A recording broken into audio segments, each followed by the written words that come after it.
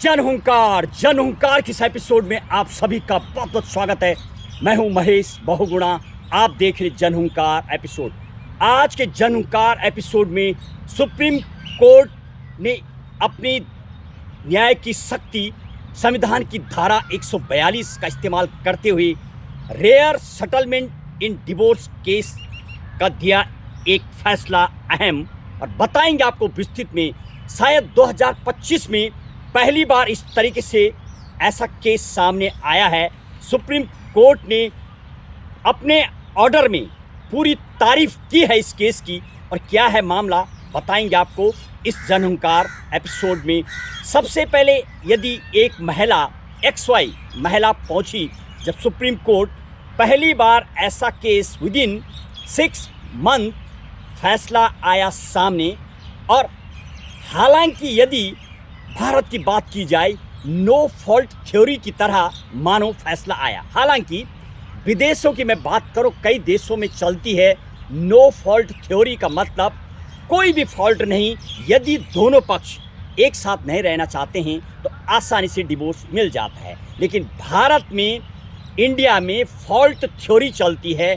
आपको पूरा प्रूफ करना होता है क्या मिस्टेक है, कोई फॉल्ट यदि दोनों ओर से गिनी जाती है तब जाके ही शायद डिवोर्स मिल जाता है। और यही कारण है कि कई साल, 10 साल, 15 साल, कई साल लग जाते हैं भारत में डिवोर्स देने के लिए। और ख़ास तौर पर हिंदू मैरिज एक्ट की बात कर लूँ या इस्लाम मैरिज एक्ट की बात करूँ, क्रिश्चियनिटी की बात करूँ, सबसे टफ जो हिंदू मैरिज एक्ट है उसमें डिवोर्स लेना इतना आसान नहीं। और क्या है ये मामला हैरान कर देने वाला। एक लेडी जब कोर्ट में पहुंची और कोर्ट के सामने लेडी ने अपनी बात रखी, तमाम ऑर्नामेंट को वापस देने की बात की। महिला ने मांगा नहीं, बल्कि ये कोर्ट से कहा कि वो अपनी सास को, जो उसको दहेज में मैके वालों ने और ससुराल पक्ष ने, दोनों ने जो भी उसको दहेज दिया था, वो अपने सास को लौटाना चाहती है, क्योंकि सास ने उसको दहेज में काफ़ी सोना दिया था। और शायद ऐसा केस सुप्रीम कोर्ट ने तारीफ करते हुए साफ अपनी न्याय की शक्ति संविधान धारा 142 यानी इंसाफ सुनाते हुए इस फैसले को पूरा ग्रांट किया है और महिला की तारीफ भी की है। जब दोनों महिला पुरुष रहना नहीं चाहते, सेटलमेंट यानी इस तरीके से rare settlement in divorce case before the bench of the Supreme Court का शायद 2025 में ऐसा हैरान कर देने वाला मामला पहुंचा।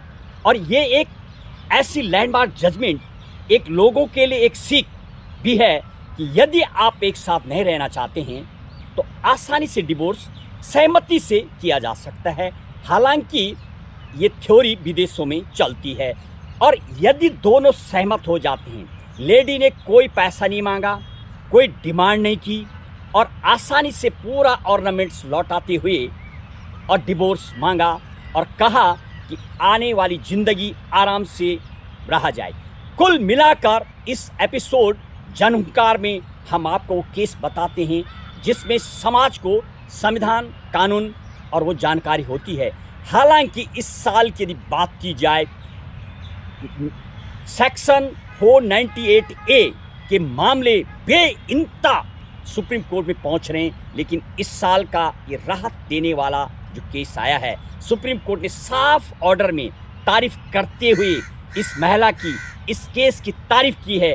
और ये भी कहा है कि ऐसा ही यदि हो तो शायद दोनों पक्ष अपनी ज़िंदगी आसानी से आराम कर सकते हैं। और इस शो के माध्यम से हम ये भी कहेंगे, जिस तरीके से आप कई सालों तक आपको कोर्ट जाना होता है और कई वर्षों बाद आपको फैसला मिलता है, तो आप सेटलमेंट करें, आसानी से अपना जीवन एक साथ अलग से चलाएं और जीवन की प्रक्रिया आसानी से, नया जीवन भी चालू हो जाता है यदि विचार नहीं मिलते।